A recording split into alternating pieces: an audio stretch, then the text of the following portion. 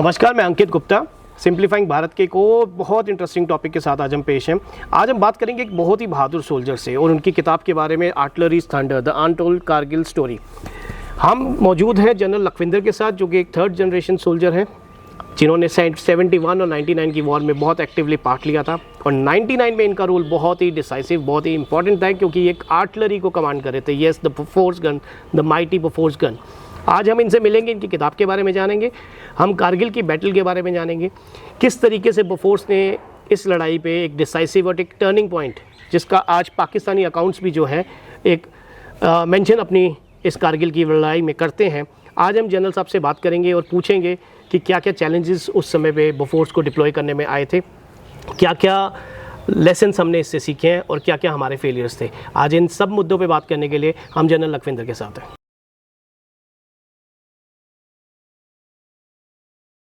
Thank you so much general साहब, आपने अपने कीमती समय में से हमें समय दिया। आज हम थैंक यू वेरी मच। आज हम बात करेंगे सर कारगिल की। हमारी जनरेशन के लिए एक टेलीवाइज बैटल थी और पहली लड़ाई थी जो हमने देखी टीवी पे, और काफ़ी इसमें हमें लगभग 537 हमारे वीर योद्धा जो थे शहीद हुए।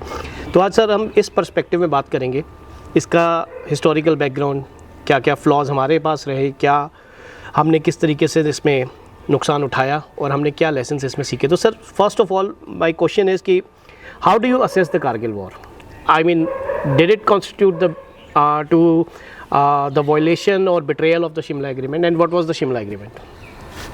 So I hope people, the audience knows about how Kargil war happened. Because if they don't know about how that happened, then you may not be able to get the right perspective. Correct. So Kargil war happened in 1999. Okay. Right? We had two prime ministers. Okay. Sharif Saab, who was the Pakistan prime minister, and Vajpayee Saab, the port statesman, a great thinker, a great visionary. उससे पहले दो atomic bomb फट चुके थे, एक पाकिस्तान में 98 में, एक हमारे पास। उससे पहले हमारे पास, you know that they are atomic power, we also nuclear power. So Vajpayee is very wise man. He realise कि इतनी अधिक टेंशन हो रही है साउथ एशिया में, हमें कोई ऐसा कदम उठाएं ताकि हम इस टेंशन को निकालें। करेक्ट। और हम नेबर्स तो हैं ही, तो नेबर के साथ रहना पड़ेगा हमको। सो उन्होंने एक बात की शरीफ साहब से कि हम मिलते हैं, उसका हल निकालते हैं। सो फरवरी 99 में उन्होंने एक बस यात्रा की जो दिल्ली टू लाहौर, वो शुरू हुई अमृतसर से, Wagah border, and went to Lahore. अब यात्रा तो बड़े जोर शोर से बनाई गई साहब। इस यात्रा में वाजपेयी साहब थे और बहुत अच्छे गिने चुने लोग थे, इंपॉर्टेंट लोग थे वहाँ पर। वाघा बॉर्डर जो बॉर्डर आता है, वहाँ पर हाजिर थे साहब अपने शरीफ साहब अपने पूरे बैंड के साथ, और बड़े जोर शोर से with full honours they received Vajpayee साहब, और बड़े जोर से हाथ मिलाए। उसमें एक कमी थी, वो कमी किसी ने नोटिस नहीं की, अगर नोटिस तो बताया नहीं उसके बारे में किसी ने। वहाँ आर्मी हाजिर नहीं थी पाकिस्तान में।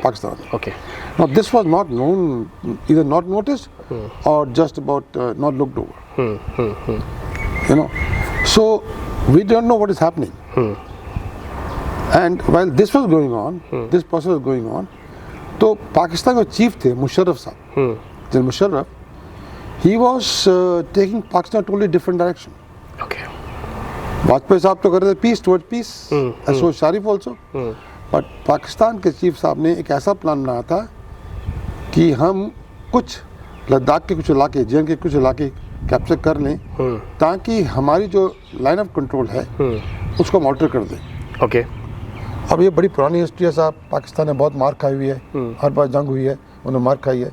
70 में तो हद ही हो गई थी साहब, जब not only history also geography was changed. Correct. And उसके बाद सियाचिन हुआ 1984 में। करेक्ट। तो वहाँ पर मुशर्रफ थे, वहाँ थे कमांडो साहब। उनका भी प्लान था कि जाके कैप्चर करने ग्लेशियर को सब, सियाचिन को, लेकिन Indian army in pre-emptive operation they captured that place. Correct. अब ये इनके दिल में खार खा रही थी। पाकिस्तान एक और पहलू ऐसा, ज़िया-उल-हक साहब जो थे ना प्रेसिडेंट, उन्होंने एक प्लान बनाया था कि हमें कैसे 1000 कट देने हैं इंडिया को और कैसे उनको बीट करना है। करेक्ट। तो उनका प्लान था, उसका नाम था ऑप्टोपैक। ओके। ऑप्टोपैक। तो उनका हमेशा इरादा था कि कुछ ना कुछ हम करें ताकि हम बदला ले सकें। They could never understand how could a Hindu India beat Islamic Pakistan. Correct. They could never understand that. उनके दिल में दिमाग बैठता नहीं था बात ये कभी। तो उन्होंने प्लान बनाया था। ये प्लान जो it was a back bench and during Benazir time also उन्होंने कहा था कि इसको हम करते हैं। करेक्ट। लेकिन Benazir was very wise prime minister again, said no it is too volatile, इसको हम हाथ नहीं लगाएंगे, put on back bench. Pakistan में इस वक्त there are two types of people who commission people. One is pre-1965, one is post-1965. Okay. जो pre-1965 थे, जिन्होंने सिर्फ एक जंग देखी थी, उन इससे खिलाफ थे। Okay. वो नहीं चाहते थे कि स्टेटस को ऑल्टर किया जाए या कोई ऐसी बात की जाए। जो पोस्ट-65 थे, ओवर एम्बिशियस मुशर्रफ साहब थे साहब, उन्होंने कहा नहीं हमें कुछ करना चाहिए। तो उन्होंने ऐसा प्लान बनाए थे कि जिससे वो कुछ कब्जा हमारा ऑक्यूपाई कर लें। और जब हम पीस प्रोसेस कर रहे थे, we were unaware. Totally, we had never thought about this. Correct. कि ऐसा backstabbing होगा. And I think we took no countermeasures कि ऐसा होगा क्या करेंगे सर। So उन्होंने चुपचाप आकर साहब in the area of Kargil, मश्को, द्रास, बटालिक और तुर्तुक इसमें आके उन्होंने अपनी फौज भेज दी अंदर से। सर जब ये लाहौर चल रहा था। हाँ।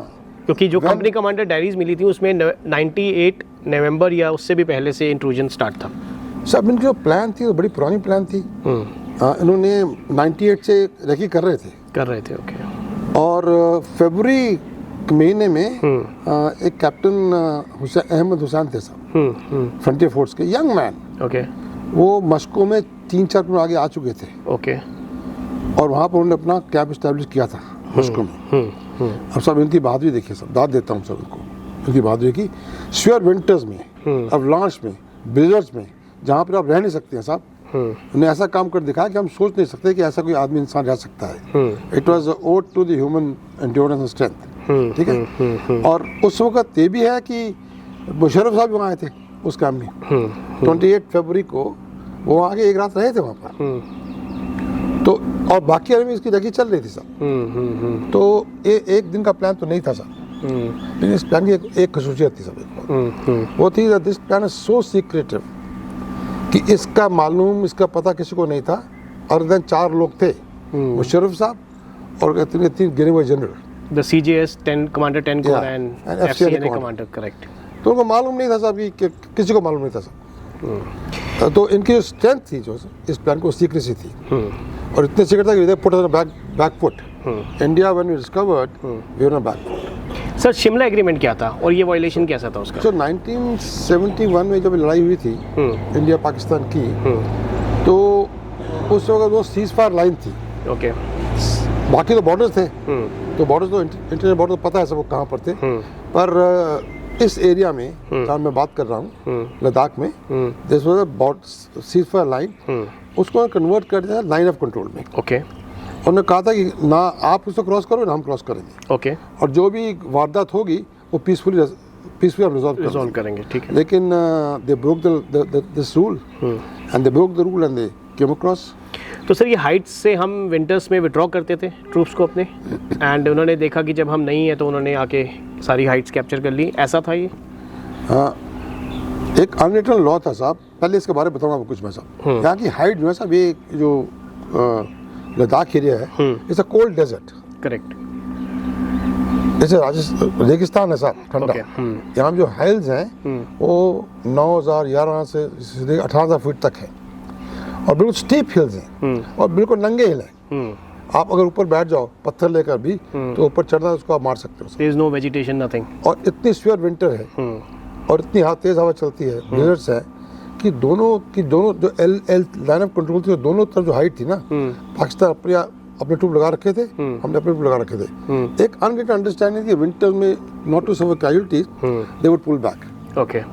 तो हमने फॉलो किया हमने साहब। अब पाकिस्तान दे ना, a good general knows how to follow rules, a great general knows when to break the rule. Musharraf rule break कर दिया साहब और अंदर आगे साहब। Sir when did India become aware of the intrusion and what was the length and depth of the intrusion? Sir reports में यही था कि ये जिहादी लोग आ रहे हैं। अच्छा। ये कोई खबर नहीं थी रेगुलर ट्रूप यहाँ आ रहे हैं। और हमारा ख्याल भी नहीं था कि जो हमारा वहाँ लोकल ख्याल था मिलिट्री कमांडर्स का, कि इस लेवल का, कि 1-2 ख्याल थे साहब। एक तो लॉन्ग वॉर नहीं होगी साहब। अच्छा। Long war pass nuclear weapons coming in. Secondary इस एरिया में पाकिस्तान की तरफ जो डेवलपमेंट थी बहुत कमज़ोर थी। ओके। और हमारे जनरल का ख्याल था कि अगर होगी तो हमें वार्निंग टाइम मिल जाएगा, हम अपने फोर्स में लाके रख देंगे सब। तो माइंड सेट था सब। और माइंड सेट भी था कि जो सारा जोर पाकिस्तान का है वो इंसर्जेंसी पर है। तो क्या हुआ साहब, इस इलाके से जब यहाँ 2 डिवीज़न थे 98 से पहले, क्योंकि इतना जोर था इंसर्जेंसी का, एक डिवीज़न वहाँ से 28 डिवीज़न को वहाँ से निकाल के कश्मीर में डाल दिया था। ओके। To fight insurgency. तो यहाँ पर जो long line of GLC, line of control, अभी 3 भाग में है सब। पहली लाइन ऑफ कंट्रोल है, फिर ALGA, actual line of ground position, ALGP, और फिर LAC है सब चाइना के साथ। सो इतनी लंबी लाइन में ट्रूप डेंसिटी इतनी कम थी साहब कि very difficult to keep count of what is happening, right. उसमें उन्होंने तब हमने खाली किए, उन्होंने खाली नहीं किया, आगे बैठ कर। Sir, could you elaborate the initial losses our units have suffered? Because हमने जब पता ही नहीं था, तो हमने जब अपने पेट्रोल्स भेजे तो इनिशियली हमें काफ़ी कैजुअलिटी सफ़र हुई। तो कब हमें लगा कि ये थोड़ा सिचुएशन जो है वो गंभीर है? सर ये ना 3 मई है, जबकि वहाँ एक लोकल शिकारी था, ताशी नाम गेल, करेक्ट। हाँ, वो बटाली के शिकार करने जा रहा था। Okay okay. तब ऊपर जाके देखा उसने कि कुछ लोग वहाँ ब्लैक सूट में, काले कपड़ों में, पठान सूट में वहाँ टहल रहे हैं। उसने आगे रिपोर्ट दी थी साहब। ओके। उसके बाद थोड़ा हमारे दिमाग खनके ये क्या हो रहा है साहब। और उसके बाद तो एक के बाद दूसरा इवेंट होता रहा साहब। उसके बाद 3 के बाद साहब इन्होंने ऐसी तोपखान अपना क्या आर्टिलरी फायर किया हमारे ऊपर कि उन्हें स्लोली स्टेडली हमारे टैक्टिकल इम्पोर्टेंट एरिया थे और जो हमारे लॉजिस्टिक एरिया थे उनको डिस्ट्रॉय करना शुरू कर दिया। एमिनेशन डंप हमारा 9 तारीख एमिनेशन डंप डिस्ट्रॉय कर दिया सब। कॉन्वॉयज पे हमला। 12 को हमने देखा कि ये जो 12 को जो हाइट है दराज हाइट, वहाँ 0.5140 वहाँ पर भी लोग बैठे हैं सब। 13 को उन्हें ट्रांजिट कैंप डिस्ट्रॉय कर दिया सब। और जो रोड था, दराज के पास रोड था, नेशनल हाईवे 1 है, जो जाता है श्रीनगर जिला से लेके, it was just 4 kilometre away from the occupation. Okay. They have come as deep as to occupy heights just 4 kilometre from the road. So they were effectively intersecting road and it was a great challenge for us कि अब क्या करना है। अब casualty की बात करते हैं सर। शुरू में हमने सोचा जिहादी हैं, तो आदमी भेज दिया कि कर लो। आदमी थे नहीं, बहुत कम आदमी थे। 3 डिफ था वहाँ पर, बहुत कम आदमी थे। फिर उन्होंने सोचा कि ये ज़्यादा लोग हैं, तो उन्होंने एक ब्रिगेड को बुलाया, एक ब्रिगेड को 8 माउंटेन डिवीजन से, 8 माउंटेन डिवीजन जो वहाँ पर थी अपना साहब वैली में थे। और ब्रिगेड 56 माउंटेन ब्रिगेड बुलाया वहाँ पर। उनको इंडक्ट किया साहब, और वहाँ 22 था, उन्होंने 22 को चार्ज ले लिया वहाँ से। पहले 1 to 1 ब्रिगेड लोग बैठे थे, चार्ज ले लिया और उससे उनको बोल दिया कि अब हमला कर दो 3 पहाड़ियों के ऊपर। एक था 0.5140, एक तोरलिंग और एक टाइगर हिल। करेक्ट। अब तो ये जवान बाहर से आए, इकट्ठे हुए, ना एक्लेमेंट्स किया, ना वो तैयार थे, ना हमला बोल दिया, और हमें बहुत मार खानी पड़ी सर। इनिशियली बहुत कैजुअलिटी हुई हमारी sir, not only because of firing, also because of physical casualties. Sir, किस टाइम पे हमने ये डिसाइड किया कि हमें आर्टिलरी डिप्लॉय करनी चाहिए अपनी इन्फेंट्री यूनिट्स को सपोर्ट करने के लिए, जो हाइट्स पे जा रही थी और लगातार संघर्ष कर रही थी? किस टाइम पे हमने डिसाइड करा और क्या मोबिलाइजेशन में हमें डिफिकल्टीज और चैलेंजेस आए? साहब this was a cold star. आप कोल्ड स्टार समझते हो साहब? No sir. जब एक कोल्ड स्टार मतलब कि आप बॉर्डर पे बैठे हो, बॉर्डर पे हो, और किसी को कुछ खबर नहीं है, कुछ प्रिपरेशन नहीं है, सडनली आपको वहाँ जाना पड़ता है, सब तैयार करना पड़ता है। हमारा भी वही हाल था साहब। हमें वहाँ पर एक रोड के ऊपर हमें पूरा जो भी फोर्स में एंटर करना था, उसी रोड पे एंटर करना था, उसी रोड पर। करेक्ट। और वहाँ पर हमारा काफ़ी नुकसान हो चुका था, एम्युनिशन खराब हो, डिस्ट्रॉय कर चुके थे। ऑल एम्युनिशन और logistics had to come on this road and to be built up there sir. Correct. तो जब ये सब हमारा काबू नहीं हुआ तब, और ये ब्रिगेड अटैक भी फेल हो गया, उसके बाद एक कॉन्वर्सेशन हुई थी साहब बिटवीन द मुशर्रफ साहब और चीफ ऑफ जनरल स्टाफ। अच्छा। बीजिंग बैठे थे। ओके। बीजिंग बैठे थे। करेक्ट करेक्ट, वो लीक हुई थी बात। तो ये इन्होंने हमने इंटरसेप्ट किया था, ये बहुत अच्छा मूव किया था। उसमें कोई शक शुबा नहीं रह गया कि जो है ये पाकिस्तानी सोल्जर है, ये पाकिस्तानी सोल्जर है। करेक्ट। और अपने सिविल कोड में आए हुए हैं। करेक्ट। और ये ऐसे कर रहे हैं। पाकिस्तान एक और ट्रिक किया सब हमारे साथ। जब हमारा तो था ही माइंड में कि जिहादी लोग हैं साहब, उन्हें एक नेटवर्क खोल दिया। उस नेटवर्क में जिहाद की बातें करने लगी, और पश्तो में और बाल्टी में। ओके।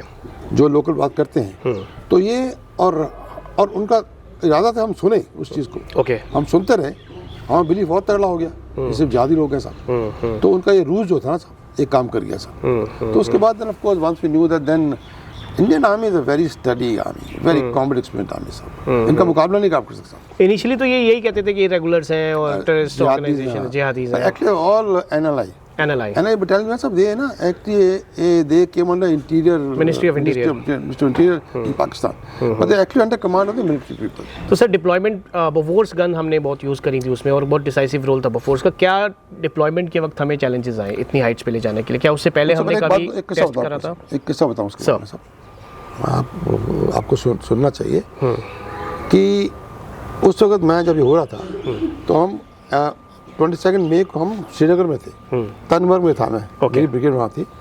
तो एक उस दिन मैं उसके बाद आया था, 22 के बाद मैं आया था कोर हेडक्वार्टर में। Okay.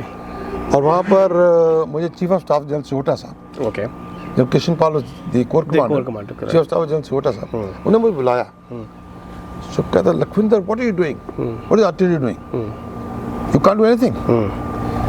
I told him, I said sir give me 4 Bofors regiments and send me there, I will change the map. ओह, मैंने कुछ ऐसे कहा उनसे, वो मेरी तरफ देखते रहे और उन्होंने कुछ कहा नहीं, मैंने भी कुछ नहीं कहा। लेकिन मेरा अपना एक्सपीरियंस बोफोर का इतना स्ट्रॉन्ग था कि this gun was very effective gun, a very good gun. तो उससे पहले भी गन इंडक्ट होनी शुरू हो गई थी सब। ओके। पहले वो इंडक्ट इन्फेंट्री ऑलवेज इंडक्ट थी, जो एफिलिएटेड यूनिट्स हैं वो इंडक्ट होती हैं। ओके। लेकिन बोफोर ज़्यादा जोर तक Bofors was a very medium gun. इसका एक गोला 40 पाउंड का है, 40 किलो का है, नॉट पाउंड, 40 किलो का है। और इसकी स्पीड बल्कि स्पीड 2700 फीट पर सेकेंड और बड़ी एक्यूरेट गन थी। तो बोफोर वहाँ आई, बाकी गन भी आई। तो जब वहाँ पहुँचे, जब 8 डिवीजन इंडक्ट हुआ वहाँ 1 जून को, 1 जून, ओके, 1 जून को साथ में भी आया था। और जब मैं ऊपर फ्लाई कर रहा था फ्रॉम तनमर्ग टू दराज साइड हो, तो मैंने हेलीकॉप्टर में आ रहा था तो मैंने देखा इतनी ऊंची पहाड़ियाँ साहब, नंगी पहाड़ियाँ। और मैं पता लगा कि हमें यहाँ खाली करना पड़ेगा दुश्मन से, और दुश्मन ऊपर बैठा हुआ है। तो I thought it's very difficult job, okay, very tough job. तो it really send me that we are do something special to see we do this. Sir इससे पहले हमने बोफोर्स टेस्ट की थी किसी वॉर जोन में? वॉर जोन में नहीं की, वॉर जोन में ऐसे नहीं हुआ सर। इंटर क्रॉस एलओसी फायरिंग होती होगी शायद, लेकिन वॉर जोन में ऐसे तो सर जब आप पहुंचे द्रास और जब आपको इंडक्शन होगी बोफोर्स की भी और आर्टिलरी की, तो क्या चैलेंजेस आपके सामने आए? क्या आपको क्या टास्क दिए गए, क्या चैलेंजेस आए?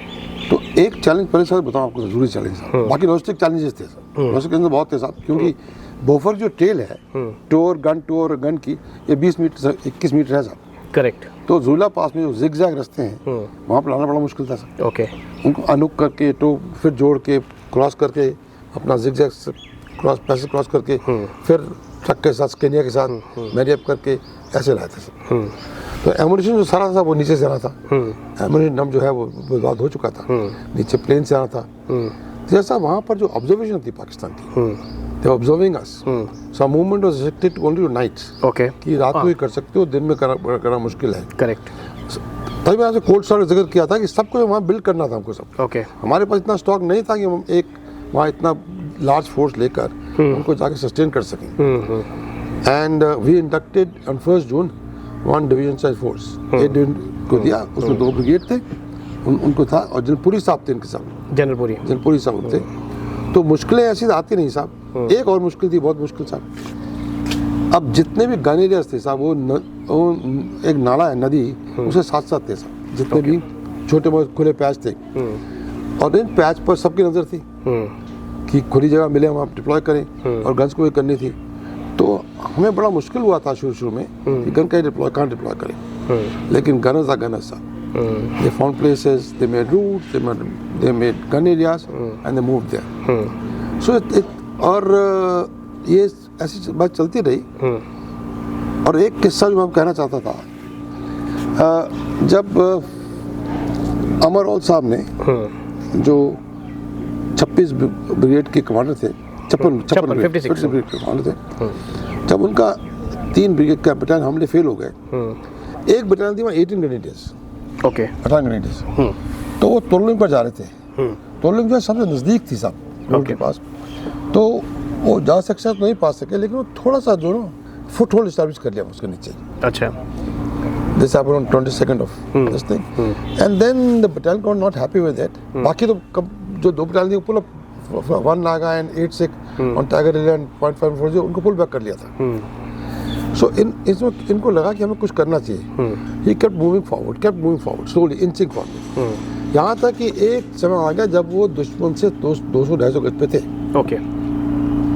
तब उनको और भी एक चीज़ खटकी कि मेरी इतनी तगड़ी पलटन है, इतने बहादुर जवान है मेरे, इतने अच्छे ऑप्शन है, मैं क्यों ना कुछ करूं. सो उन्होंने 2 अटेम्प्ट और किए इसको कैप्चर करने के लिए, तोलिंग हाइट्स को. उसमें एक हम था तोलिंग, उनको कैप्चर करने के लिए पहली अटेम्प्ट में भेजा एक मेजर अधिकारी साहब थे, राजेश अधिकारी साहब. आई थिंक 28 जून को भेजा and he was martyred. Second was कल विश्वनाथन, और सेकंड को भी भेजा 2 जून 28 में 2 जून. Correct, right. He also martyred. So साहब अब देखिए आप दुश्मन से 200 गज दूर पर हैं और वो डिस्टेंस कवर नहीं कर पा रहे हो to reach them and fight them.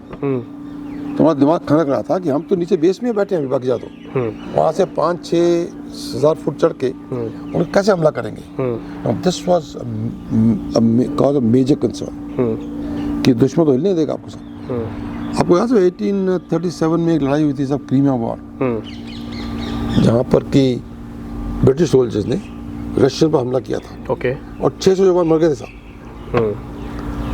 तो अगर वहाँ और प्लेन था साहब, रोलिंग हिल थे, और यहाँ तो पहाड़ थे साहब, और हम हमला करते ऐसे. और इन्फेंट्री बहुत अच्छी है साहब, इन्फेंट्री टॉप पे इन्फेंट्री है साहब. उन्होंने तो मना करना नहीं था साहब, लेकिन हमारी काफ़ी नुकसान होता साहब. इसको सोच के हमने सोचा कि ऐसा काम करें ताकि दुश्मन जो है ना साहब वो नष्ट नबूद हो जाए. And that is the time साहब we decided to make a different concept artillery. Okay. अब और उसमें सबसे जो अहम था साहब, हमारे पास इस वक्त कोई प्रिसिजन वेपन नहीं थे. अब पता आर्टिलरी साहब, आर्टिलरी वैसा भी area weapon. It's not like a pistol और rifle. Correct. You cover the large area. जैसे एक गन 6 बैटरी की वो 150 का कवर करती है, रेजिमेंट 250 का कवर करती है. तो इतना प्रिसिजन वेपन नहीं है, और बाय डिजाइन ये भी बाय डिजाइन है साहब. करेक्ट. ठीक है साहब. तो अगर हमने प्रिसाइज फायर करना था तो हमें हमारा ख्याल आया सब हिस्ट्री का, रंजीत सिंह साहब का और बाबूर साहब का. उनके ज़माने में तोपें बड़ी सिंपल थी, लेकिन फिर भी वो दुश्मन के फेस पे फायर करते थे. ओके. सामने तोप लगा के फायर करते थे. तो हमने सोचा अगर इतनी सिंपल गन्स ऐसे फायर कर रही हैं तो हमारे पास तो बड़ी अच्छी हाईली टेक्निकल गन्स हैं, like Bofors. Why not try it out at long ranges to fire with them. So we took some guns, Tololing, and which was the best person जो लेयर था. तो उसको तोलिंग रेंज बेस पे लगा के हमने, ये हुआ था साहब मेरे ख्याल 6 जून को. ओके. और गया था हम, तो उन्होंने वहाँ एक बर्बाद बंकर था उसके ऊपर, तोलिंग के ऊपर, जिससे सबसे अधिक नुकसान पहुँचा था इंडियंस को. बहुत कैजुअल्टी की थी उन्होंने. ये दोनों अफसर भी वहीं से मार्टर हो गए साहब. तो उसको चुना. एक अवतार सिंह था हमारा जो गन ले करता है, एक सिस्टम गन ले का होता है, उसको क्या अवतार सिंह आप देखो लगता है जैसे तरखान है, कारपेंटर है. अच्छा. तो उसका हैंड इतना स्ट्रेट साहब कि वो राउंड सेम जगह मार सकता था. ओके. ये was big asset to us. उनको दिया, उन्होंने पहला गोला गिरा बर्बाद के नज़दीक, दूसरा उसके नज़दीक, तीसरा उसको हिट किया. उसके बाद तो वहाँ चीखें आनी शुरू हो गई साहब, हमें बचाओ, यहाँ पर कहर बरस रहा है साहब. इंटरसेप्ट किया था हम लोगों ने साहब. तो हमारा एम पूरा हो गया था. तो it was about more than 4 kilometres before it other guns. उन्होंने फायर किया, हम निकल आए, लेकिन हमारा आइडिया हो गया था कि हमने क्या करना सर. करेक्ट. तो Bofors became very handy to for precision shooting. Sir, how was the coordination between the artillery units and the infantry units who were going into the heights, and मतलब कितना सपोर्ट उनको artillery ने दी, क्योंकि initially कुछ units को support नहीं मिला. तो जैसे 2 राजरिफ के सीओ साहब जो कर्नल रविंद्रनाथ जी अब नहीं है, उनसे मेरी बात हुई थी, तो उन्होंने कहा artillery was the game changer and Bofors has won the war for us. So इसको आप कितना मतलब कि ये स्टेटमेंट्स को आप कितना सही समझते हैं? सब artillery was a game changer. Artillery was a game changer. Actually, artillery was good, and Beaufort played a very, very important role in that. So, coordination अच्छा था सर हमारी इन्फेंट्री यूनिट्स और आर्टिलरी यूनिट्स के. मैं आपको एक चीज़ बताता हूँ. हाँ, कोऑर्डिनेशन बहुत अच्छा सब. हमारे पास सिस्टम होता है. आर्टिलरी इन्फेंट्री आप लड़ते हैं, they fought like body and soul. Okay. जिसे हम रूह के माफी लड़े साहब. इनका इतना क्लोज कोऑर्डिनेशन था कि आई थिंक एग्जांपल सेट कर दिया उन्होंने कि कैसे लड़ाई होनी चाहिए. सो इतना कंट्रोल था, और जो इन्फेंट्री थी उनका इतना विश्वास था आर्टिलरी पर कि हर विक्ट्री के बाद वो वहाँ से आते थे और पहले गने में जाते थे, गन को सैल्यूट करते थे और फिर अपने काम में जाते थे। क्योंकि इतना विश्वास मैंने सर नायक दिगेंद्र का इंटरव्यू किया जब he was climbing on the Tololing, तो ही सेड कि ट्रेसेस ऊपर से जा रहे थे तो मैंने 2 मीटर नीचे करवाया, कुछ सेंटीमीटर नीचे करा, तो वो बहुत इफेक्टिव हमें सपोर्ट मिला। That's why two Rajrif manage to capture Tololing. कहते हैं तोलोलिंग में फायर किया था हमने तो अगले दिन तोलोलिंग हाइट 2 इंच कम थी, इतना अधिक फायर हुआ था साहब।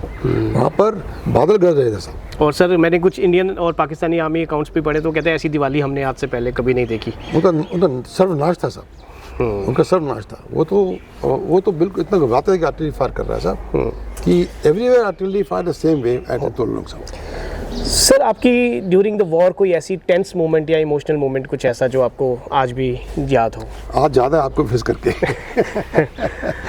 How was the atmosphere sir? मतलब आप साहब फैमिली से आप दूर हैं एंड काफ़ी टाइम तक, और आपको देख रहे हैं कि बहुत लॉसेस, आपको ह्यूमन लॉसेस हो रहे हैं, तो एक माहौल कैसा था और क्या आपको टेंस मोमेंट थी या क्या कौन सी इमोशनल मोमेंट थी जो आजकल एच है आपकी मेमोरी में?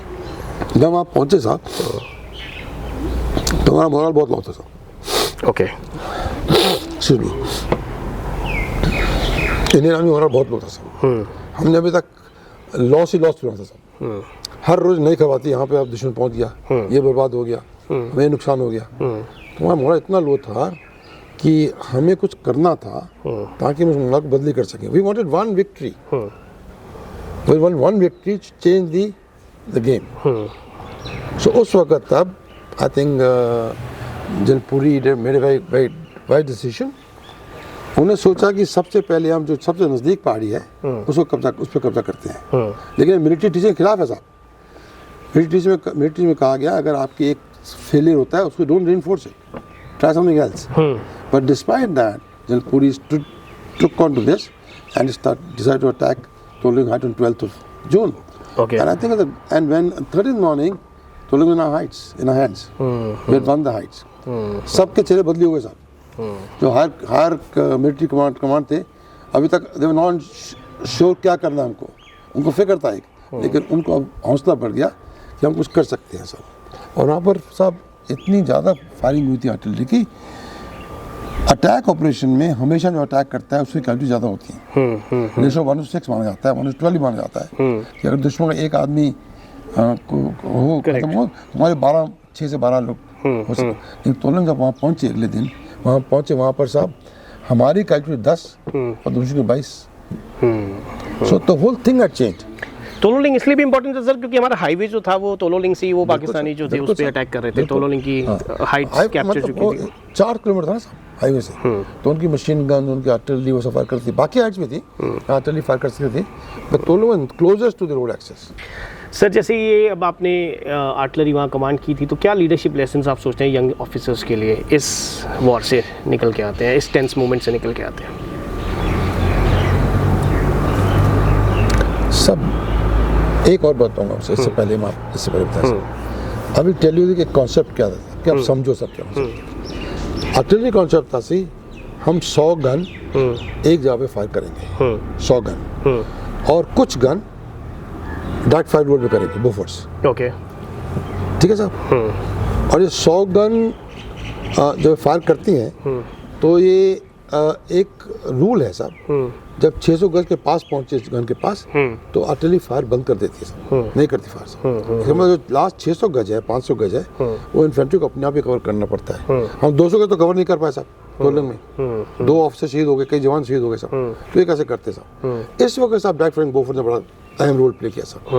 उनको डिप्लॉय किया था और उन्होंने इतना फायर किया कि अपनी own infantry was 50-60 metre away from the firing.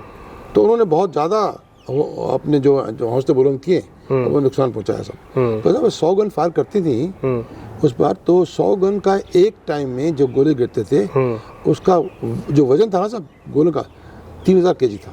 3000 kg एक टाइम में 3000 kg। और less than 30 minute you are firing 1 lakh kgs। 1 lakh 0.1 kiloton. Hiroshima में लड़ाई हुई थी सब, they fire 50 kiloton bomb, nuclear bomb. So 1.1 kiloton is being fired on this. So तो national भी हो चुके सब हर लड़ाई में, और इसका इंडिया ने पूरा फायदा उठाया। Infantry artillery infantry they were together. कैसे कंट्रोल किया सब? ये एक सिस्टम होता है सब।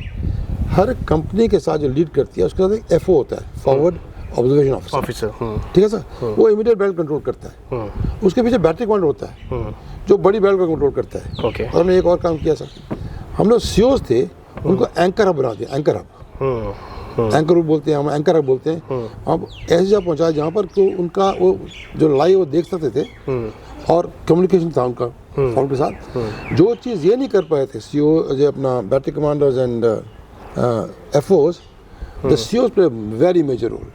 I think a lot of credit of victory of this war goes to CEOs who brought out fire on the right place, right time. और जब shift करना था, बदली करना, वो बदली करते थे. So they were important. They were a very close command control system. Sir इसमें एक मेरे को पाकिस्तानी पर्सपेक्टिव, क्योंकि इस वॉर को मैं बहुत डीपली स्टडी करा है, इसमें काफ़ी वहाँ के रिटायर्ड फौजी जो उस समय जिन्होंने मुशर्रफ के साथ काम किया है, कर्नल अशफाक हुसैन जो ISPR में उनके साथ थे, जनरल अजीज़ जो इस समय ड्यूरिंग द वॉर ISI में डायरेक्टरेट मिलिट्री ऑपरेशन में थे, नसीम जहरा एक ऑथर है उनकी, इन सब का ये कहना था कि ये प्लान बड़ा ही, एक तो कन्फाइंड टू 4 जिनको एक गैंग ऑफ 4 कहते हैं, और एक वो कहते हैं कि ये एक बहुत नाइव प्लान था, इसके एग्जिट रूट्स नहीं ठीक से इस पर चर्चा हुई थी और बहुत फ्लॉज था क्योंकि हमारे पास दूसरा रास्ता था सियाचिन जाने के लिए। How do you see this plan, मतलब आपके नज़र में ये प्लान कैसा था? क्या ये जनरल नाइव थे या मतलब इसमें कुछ फ्लॉज आपको नज़र आते हैं या और बेटर हो सकता था? सिमाया को बताया ना साहब, पाकिस्तान फौज में 2 किस्म के आदमी थे, प्री 1965 अपोज 1965। करेक्ट। लड़ाई लड़ी 1965 में, वो नहीं चाहते काम हो साहब, वो न्यू का इसका एंड अच्छा हो ही नहीं सकता। जैसे बेरोजगार भुट्टो ने मना कर दिया साहब, जहांगीर करामत से आपने भी मना किया। करामत ने मना कर दिया साहब कि हम नहीं करेंगे साहब, हम नहीं चाहते ऐसे काम करो साहब, वे sitting quietly, just sit quietly साहब। लेकिन इनका जज्बा इतना तगड़ा था कि मुशर्रफ साहब जो थे साहब, उन्होंने ये प्लान को उन्होंने शेप किया था, प्लान को उन्होंने शेप किया राइट। अब 2 parts, the tactical plan and the strategic and operational plan. Correct. I think operational plan तो बहुत बड़ा failure था sir, okay. because they never realized कि Indian army is so strong and so professional कि they will throw us out. Correct. They will throw us out. And obviously Pakistan put us on the back foot. And उन्होंने realise नहीं किया कि India में बहुत सारे general हैं जो फ्रंट फुट पे प्ले कर सकते हैं, फ्रंट पे प्ले कर सकते हैं, राइट, और चक्कर लगा सकते हैं उन्होंने। तो ऑपरेशनली और स्ट्रेटेजिकली तो I think the basic flaw, तो ये भी फ्लॉ गलत था उसका मुशर्रफ साहब का कि by the time India realises हम हाइट्स पे बैठे होंगे, invincible heights, and they will not will throw us out, they will come for the negotiation change of this thing. Correct. अब as you take a military tactical plan, it is brilliant. अच्छा, okay, brilliant. Okay. You know, Musharraf kept the plan total secret. He operated when everything was moving towards peace, and nobody expected कि वहाँ उस height पे लोग आ सकते हैं, वहाँ बैठ सकते हैं। Absolutely brilliant. Even ISI was not aware of this plan. ISI was not, Air Force was not, Navy was not aware of this. किसी को मालूम नहीं था साहब, उन्होंने एग्जीक्यूट कर दिया साहब। और उसके बाद उनकी बहादुरी देखिए साहब कि कहाँ से कहाँ पहुँच के वहाँ बैठ रहे साहब, और वहाँ बैठ के उन्होंने अपना गढ़ इस्टेब्लिश कर लिया। लेकिन दैट शॉर्ट थॉट प्लान, उसका लंबा असर क्या होगा? सर इसमें एक जनरल अजीज़ कहते हैं कि जब ये सब हो गया, हमें डैमेजेस हो गई, तो US ने जब सीज़ फायर के लिए नवाज शरीफ गए, उसमें भी 2 व्यूज़ हैं इनके कि मुशर्रफ ने भेजा या नवाज शरीफ खुद गए। तो उसमें उन्होंने कहा कि मैंने इनको सजेशन दिया था कि कश्मीर में एक और मुहाज खोल दो, तो इंडियन बहुत सारे ट्रूप्स जो है वैली से इधर आए हुए हैं, तो इंडिया प्रॉब्लम में आ जाएगा। क्या हम उसके लिए तैयार थे सर? हाँ सर, बिल्कुल तैयार थे सर। हमारे पास कश्मीर वैली में काफ़ी फोर्सेस थे, जो इनकी जो इच्छा थी साहब, ये क्या थी इनकी प्लान क्या थी? Military plan, cut off the route, main route, isolate Siachen and bring upsurge in Kashmir in insurgency. Correct. लेकिन नहीं साहब, हमारी फौजें वो कामयाब नहीं होने हम प्रिपेयर थे सर, हम प्रिपेयर थे sir. And sir India very strong country, very strong forces. Pakistan कई को ज़्यादा है sir, so we were able to more induct forces and it was as we maintain normal thing was maintain Kashmir. So उनकी plan हर तरह से fail होगी sir. एक ये आपकी बुक है द अनटोल्ड कारगिल स्टोरी, तो ये इसमें सर मेरे को एक बात बताएं कि इसके रूबरू होकर मैं एक सवाल पूछता हूँ कि जैसे हमारा जो पॉलिटिकल डिस्पेंसेशन था और जो मिलिट्री लीडरशिप थी हमारी 91 में सिंक काफ़ी अच्छा था, इस वॉर में वो सिंक था हमारे साथ? सिंक था वो लेट आया। हाँ। ओके। शुरू में सबने सोचा कि ये तो इंसर्जेंट्स हैं, और जब हमने शुरू की आर्मी लड़ाई शुरू की तो ये भी एक ख्याल था ये तो लोकल वॉर है। एयरफोर्स का अपना ख्याल था कि एयरफोर्स का इसमें कोई रोल नहीं है। और जसवंत सिंह साहब थे साहब, जो फॉरेन मिनिस्टर थे मेरे ख्याल, फॉरेन मिनिस्टर थे, ठीक है करेक्ट। साहब। तो पहले 9 साल फौज में ज्वाइन 9 साल रह चुके थे फौज में, अच्छा, ओके। ठीक है। In this cabinet committee on security the only person who knew something about the military world, okay. बाकी को नहीं मालूम था सब। तो उनका भी एक ख्याल था कि अगर हम हवाई लड़ाई शुरू करते हैं तो एस्केलेट हो सकती है, फुल फ्लेज वॉर फुल हो सकती है, दैट्स कॉल्ड एस्केलेटेड लैडर, ठीक है। तो उन्होंने भी मना किया। तो air force was not for entering to this. So based on that the cabinet committee security took 14 long days to release air force to the for use in the Kargil. Correct. Now that was a long time given to Pakistanis to be ready to on the places. It was different. The Air Force could not make a dent in the beginning because वहाँ पर एक नई चीज़ आ गई थी साहब, SAMs, जिसका मालूम नहीं था साहब। और पहले दिन हमारे 3 हवाई जहाज करेक्ट, गिरा दिए साहब, करेक्ट, ठीक है। So Air Force of course remastered itself again, recalibrated and they went a different technique. So थोड़ा बहुत तो फर्क था। और एक और बहुत बड़ा फर्क और बड़ा साहब, उसको मैं आज तक समझ नहीं पाया साहब। वाजपेयी साहब ने हुक्म दिया था कि हमारी फौज जो है लाइन ऑफ कंट्रोल क्रॉस नहीं करेगी साहब। How do you see this? Yes, this is a very important point, sir. How do you see this decision, sir? सब मेरे ख्याल कि ये तो एक हमारे हाथ बांध दिए सब लड़ने के लिए, एक हाथ पीछे बांध दिया था, क्योंकि उनके सारे आदमी हमारे कंट्रोल में थे। और दैट मीन्स पहाड़ों में जो मनूवर स्पेस है, जो मूवमेंट कर सकते हैं, वो तो लिमिटेड हो गया सब। You force not to go beyond the line of control. So आपके अटैक सारे फ्रंटल हो गए सब, लड़ाई होगी। एयरफोर्स को देखिए साहब, सारी पहाड़ी यहाँ पर से फेस करती हैं, वो करती हैं नॉर्थ साउथ, ठीक है। और so you could not cross LC, so the air force पर force had to attack the features for east west. तो आप देखिए sharp ridges like this. So normally line of attack is normally along the target, ऐसे करके, but they are attacking like this, and they are doing dumb bombs. इतने sharp ridge पे साहब dumb bomb कैसे गिरता उसके ऊपर सब। तो बहादुरी कभी नहीं थी एयरफोर्स में सब, but they had no means of doing this, right? So आपका क्वेश्चन क्या सर? मैं सर इसमें मतलब यही था कि इस पॉइंट पर LC में सर, तो LC में तो I think after having set the operational aims, I think the politician no business to come into local. Result कुछ चेंज होता सर अगर हमें LC क्रॉस करने की इजाज़त होती तो? हाँ सर, बहुत चेंज होता सर। मेरा तो गम, एक और गम भी है सर, हमने उनको कर लिया, निकाल दिया ना, हमने उनको डिस्ट्रॉय किया ना, बंदी बनाए ना, LC क्रॉस की to improve our line of defence. हमने कुछ भी नहीं किया सर। तो हमें तो था कि we are a strong moral and physical ground and military ground. Sir एक पॉइंट और निकल के आता है कि मुशर्रफ ने अपनी बुक लाइन ऑफ फायर में लिखा है कि Nawaz Sharif was on board with the decision. Do you think, मतलब इस पर एक कॉन्फ्लिक्ट रहता है कि सिविल लीडरशिप उनकी कहती है हम इसमें नहीं थे, और उसके बाद फिर कू भी हुआ, आर्मी कू भी पाकिस्तान में सितंबर में सेम ईयर में हुआ। तो बहुत हद तक मुशर्रफ कहते हैं कि प्रधानमंत्री नवाज शरीफ को मैंने प्रेजेंटेशन दी थी, लेकिन बहुत सारे लोग कहते हैं उन्हीं की सरताज अजीज़ साहब हैं और बाकी लोग हैं, और इनफैक्ट मुशर्रफ के क्लोज जो मिलिट्री लीडर्स हैं उन्होंने भी कहा कि this was confined to 4। How do you see this as a Indian military? बड़ा इनिग्मा है सबका साहब, हाँ, बिग इनिग्मा सर, क्योंकि साहब मुशर्रफ साहब को जो बताया था उन्होंने साहब 17 मई में कोई इनकी मीटिंग हुई थी मेरे, और on that time Neelam valley में मीटिंग हुई, वहाँ पर इन्होंने कुछ बताया कि there so many dots on the map. अब एक सिविलियन बंदा, चीफ प्राइम मिनिस्टर, उसको डॉट की क्या पता लगता है अहमियत, छोटे नक्शे ऊपर, he did not.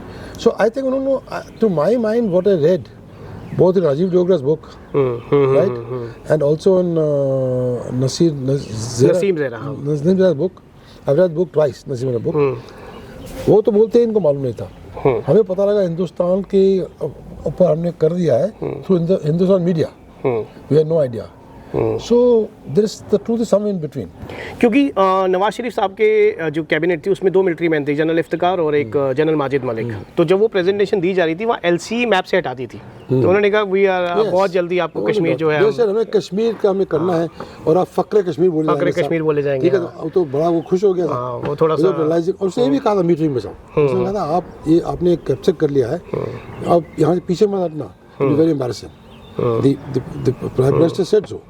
So this will stay enigma कि कितना उसको मालूम, हमने शारक से पकड़ा हुआ इंडिया को, कितना मालूम नहीं था, कि लगता नहीं कि कंप्लीट प्लान शरीफ साहब को मालूम हो।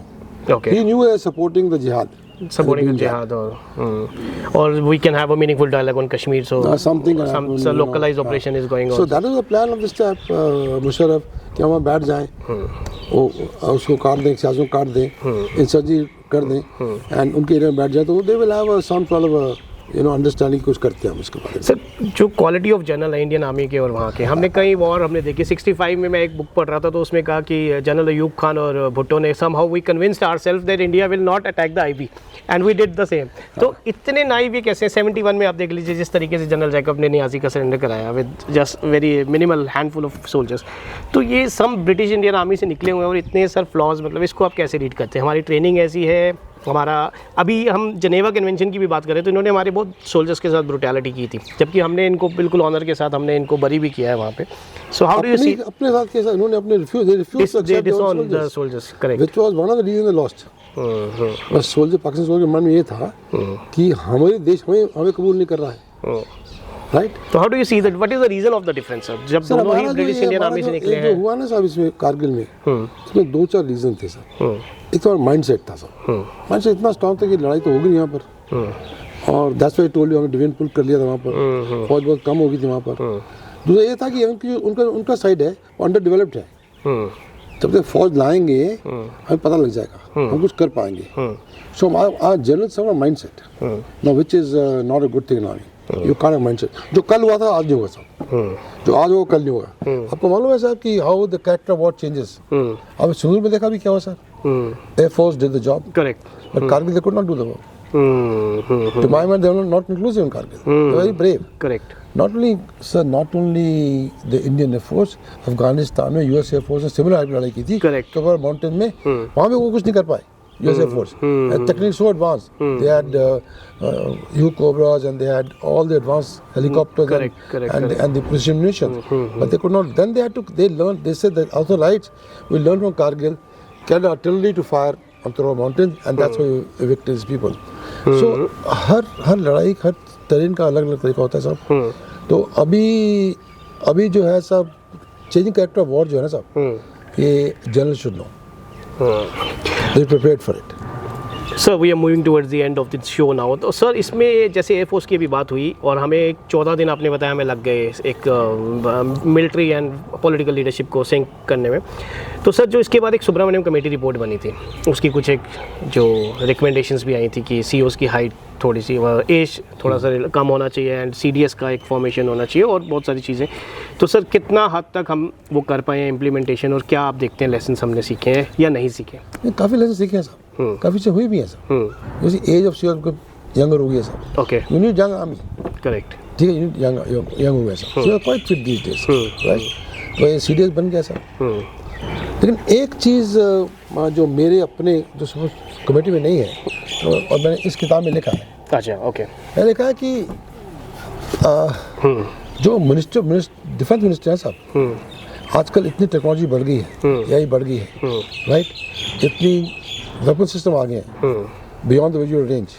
सो आई फील दैट जो डिफेंस मिनिस्टर है, he should be politico technocrat. Okay, unless you understand war, how will you get the issue? I'm not saying political people are bad, I'm not talking about that. Because आप इसमें आपको एक उदाहरण देता हूँ साहब। 2003 में जब यूएस और इराक का वॉर हुआ था, वहाँ पर एक सेक्रेटरी ऑफ डिफेंस है मिस्टर रम्सफील्ड। ओके, रम्सफील्ड, हाँ correct. रम्सफील्ड he changed the technology and his forces to advantage, और 1 महीने का लड़ाई खत्म कर दी थी with minimum casualties. He actually introduced revolution military affairs. उसका हर जगह कोट होता था उसका। So I think unless if you have somebody of that caliber, and Rumsfeld had been Secretary of Defense earlier also, and he'd be heading all the committees and all the projects for defense-related projects. So he knew the whole system, how it works. So I think it is time that we should have somebody who is also a technocrat and also diplomat, or anybody, or technocrat who can understand. तो उससे क्या होगा सब? He can make doctrines, he can make force structure, he can shape training, and he can see what weapons to buy, and also he can control the defense budget, steer the defense budget. Okay, advantage hai. I don't know if this has gone with the people. I'll come back to the CDS point, sir. The CDS is the part of Cabinet Committee on Defense. और not, that's one. और CDS जो recommendation में CDS को powers कहीं गई होंगी, क्या हमने वो दी हैं CDS को? We have created a CDS but it's called cabinet committee on security, security, sorry. Security, उसमें सीरियस पार्ट नहीं है sir. He is invited when they want to invite, okay. Right. तो मेरे अपने ख्याल भिन्न है सर।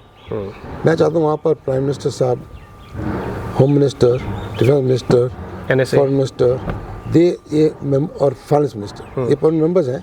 NSA और जो है साहब क्या बोलते हैं, चीफ कैबिनेट सेक्रेटरी है, they invitees. Okay. So I personally feel हमारे पास हमारे बॉर्डर जो है सर 15,000 किलोमीटर है इंडिया के बॉर्डर, और सी कोस्ट जो है 7,500 किलोमीटर है sir. We have internal problems. I feel that CDS should be a attendee, a normal attendee in the CCR meeting. ये मेरा अपना ख्याल है सर, लेकिन I hope they do that. Sir, any message for the younger generation, the youth of India and the youngsters who are watching this interview, sir? Your message as a military man to them. Join army is the best career. People are veering away for this, not want to do this. It's a great mistake. The life is great, the challenges are great, your own persona is great. आज जहाँ भी फौजी आता है, कहीं चल रहा है मार्केट में, you can make out कि बंदा फौजी आ रहा है। आप सेवा में जो मर्जी कमा लो साहब, जो मर्जी कर लो, आपको ये जो है ना जो इज्जत मिलती है, ये शायद नहीं मिल सकती। एंड पेमेंट पे part is very good now, is not so bad. जब मैं कमीशन हुआ था मेरी तनख्वाह 450 रुपये थी, second lieutenant, 450 rupees per month. आजकल तो it's very well paid, and I think the youth should be motivated, and I will urge the youth To join the forces. be adventurous, be brave, do something for your country. In a different manner. You can still do business also, a different manner, and join armed forces. Thank you so much, General साहब, आप मेरे show पे आए। It was lovely talking to you, sir. Thank you so much, sir. Thank you, Ankit. I enjoyed talking to you. Thank you so much.